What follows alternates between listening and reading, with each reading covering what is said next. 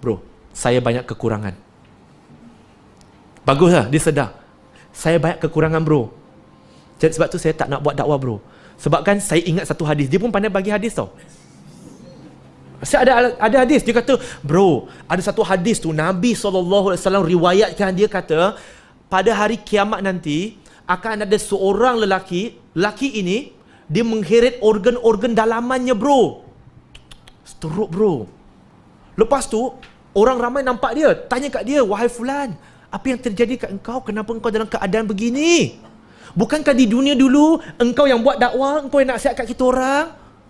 Jadi si fulan itu kata, betul, aku yang nasihat kat korang, tapi aku sendiri tak buat. Jadi bro, aku takut aku jadi macam tu bro, sebab tu aku tak nak nasihat orang. Best tak dia guna alasan? Ada ayat Quran, ada ayat hadis. Betul. Tapi tuan-tuan dan puan-puan, saya nak tanyalah, ada di sini siapa yang berjudi ke? Beli Toto ke, Magnum ke? Siapa tahu Toto kat sini? Toto? Bukan Toto alas tu. Toto yang tipu orang tak ada otak tu. Ada orang berjudi? Tak ada. Di luar, missionary Kristian ada tak di kalangan mereka yang berjudi? Walaupun agamanya kata tak boleh. Ada. Saya nak tanya, di sini ada tak siapa yang makan kerbau pendek ni? Termakan ke? Tak ada. Missionary Kristian, walaupun dalam Bible tulis dalam Leviticus bab 11 ayat 7 dan 8 kata tak boleh makan khinzir, tapi mereka makan. Saya nak tanya, di antara kita ini yang tak makan khinzir dengan mereka yang terang-terang melanggar perintah dalam Bible kata tak boleh makan, mereka makan. Siapa lebih baik? Siapa lebih baik? Kita ke mereka? Kita.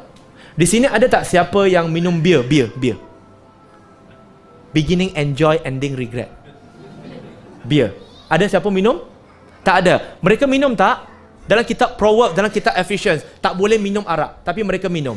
Di sisi Allah, siapa lebih baik, kita ke mereka? Kita. Ada siapa di sini, nauzubillah, seperti Jimmy Swaggart yang melanggar pelacur, ditangkap 2 kali? Ada? Tak ada kan? Nauzubillah. Alhamdulillah tak ada. Jimmy Swaggart ditangkap 2 kali bersama dengan pelacur, keluar dalam TV, tapi dia tetap terus melaksanakan missionary-nya. Saya nak tanya tuan-tuan dan puan-puan, di antara kita dengan Jimmy Swaggart itu yang melanggar pelacur yang ditangkap 2 kali itu, siapa lebih baik, kita ke Jimmy Swaggart? Macam tak confident je. Siapa lebih baik, kita ke mereka?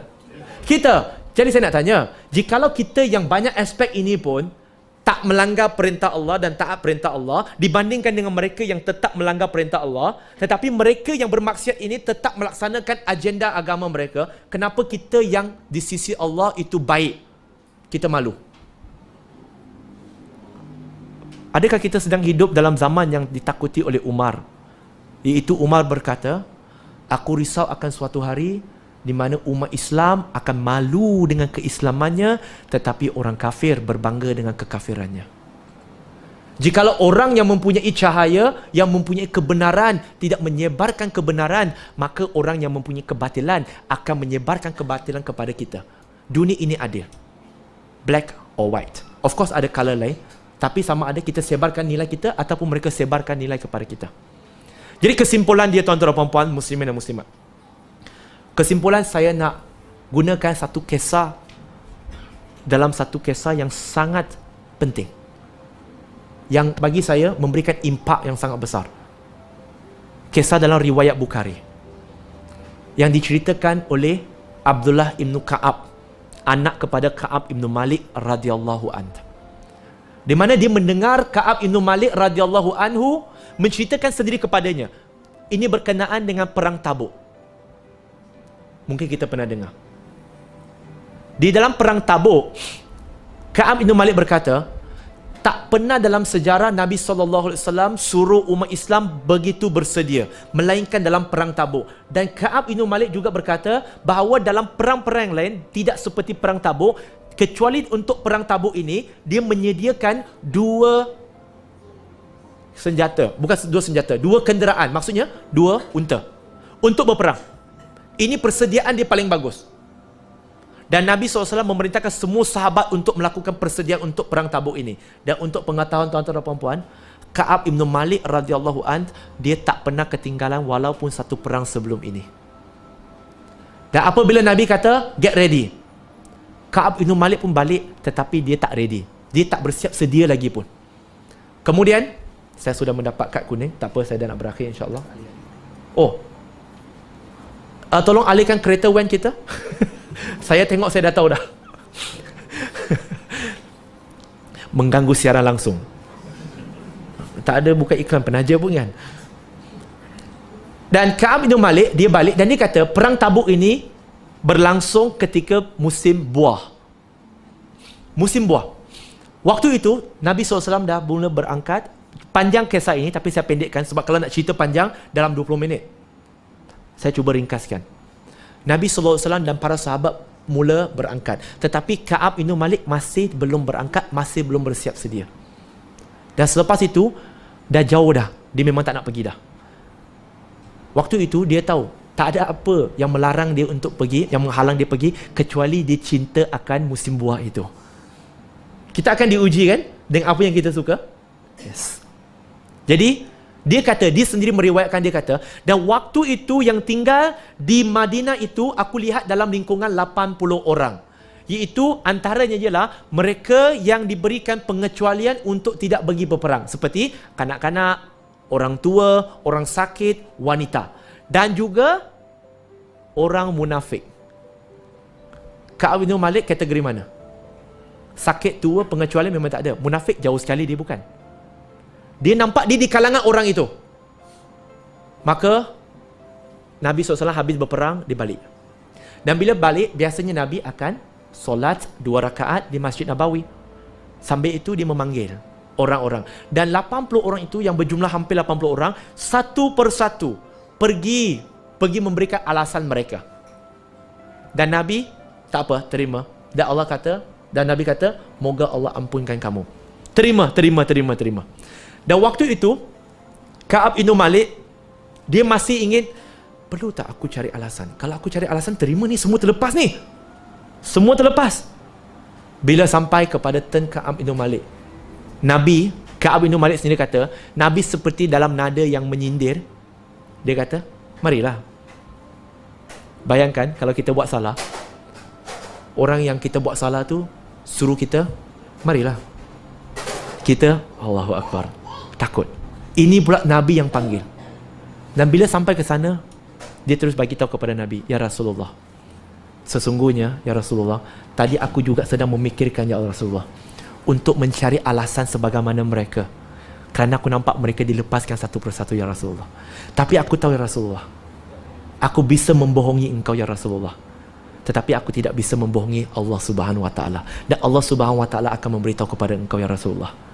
Jadi aku tidak ada alasan untuk tidak pergi kecuali rasa cintaku kepada buah. Tak ada apa, dia kata. Nabi suruh dia pergi. Dan diminta para sahabat radhiyallahu anhum untuk memulaukan mereka. 3 orang itu. Memulaukan Ka'ab bin Malik dan sahabat. Sehingga salam daripada Ka'ab bin Malik pun tak boleh dijawab. Pulaukan mereka. Dan Ka'ab bin Malik meriwayatkan, dia kata dia rasa sungguh sedih. Rasa sungguh sedih. Tak dijawab, rasa macam nak mati.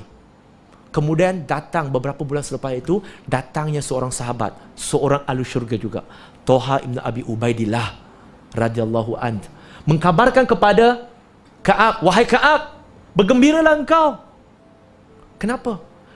Engkau telah diampunkan. Dia kata, dari siapa? Dari Nabi ke apa? Bukan, ini dari Allah. Allah turunkan surah At-Taubah surah ke-9 ayat 117 hingga 120. Khas untuk insiden Ka'ab bin Malik radhiyallahu anhu. Dan selepas itu, tuan-tuan dan puan-puan, apa yang Ka'ab bin Malik kata? Dia dah bertaubat, dia kata, ya Rasulullah, aku ingin bertaubat. Dan Alhamdulillah, dan sekarang, dan cara aku nak bertaubat ini ya Rasulullah ialah, aku nak infakkan semua harta aku ya Rasulullah. Dan aku berjanji selepas ini, aku tidak akan ketinggalan dalam apa jua perang yang disertai oleh engkau ya Rasulullah. Tapi Nabi tetap suruh dia simpan balik sedikit harta dia. Dan dikatakan selepas itu, tak pernah Ka'ab bin Malik radhiyallahu an meninggalkan walaupun satu perang. Tapi satu alasan dia itu cukup untuk memberikan pengajaran. Bagaimana pula dengan kita yang mempunyai banyak alasan? Yang mencari alasan itu tanda tidak jujur. Jikalau kita jujur pada diri kita, we know what we can do. Jikalau kita jujur dengan Allah, we know we can do much more compared to what we are doing right now. Tetapi kita suka memilih jalan yang paling selesa. Kita kata nak mati pada jalan jihad, tapi yang jihadnya pada waktu subuh, dia mati syahid. Kita cerita tentang kehebatan para sahabat, tapi makam Abu Ayyub Al-Ansari yang berada di Istanbul, bagaimana boleh berada di situ dan pada usia 80-an, kenapa dia boleh mati di situ, sedangkan jarak antara Madinah dengan Turki itu sangat jauh. Dia meninggal di situ kerana dia turut serta berjihad walaupun pada usia 80-an. Kita pula hari ini, tuan-tuan puan-puan, minta maaf cakap, kita pencen nak duduk kampung, jaga cucu, mati kat kampung, tanam kubur tepi isteri, tekap mak bapak supaya anak-anak senang nak jaga, senang nak datang lawat kita. Tapi kita selalu laungkan slogan nak mati di jalan jihad. Dakwah juga jalan jihad. Banyak lagi cara jalan jihad. Tetapi adakah rasa-rasanya kita akan mampu dalam mati jihad kalau kita tak berjihad, tuan-tuan dan puan-puan? Jadi tuan-tuan dan puan-puan, semoga Allah Subhanahu Wa Taala memberikan kekuatan kepada kita untuk terlepas daripada belenggu alasan ini dan tidak mencari alasan, dan memberikan kekuatan kepada kita untuk melenyapkan segala alasan dalam kehidupan kita untuk menjadi seorang hamba Allah Subhanahu Wa Taala yang bertakwa, insya-Allah.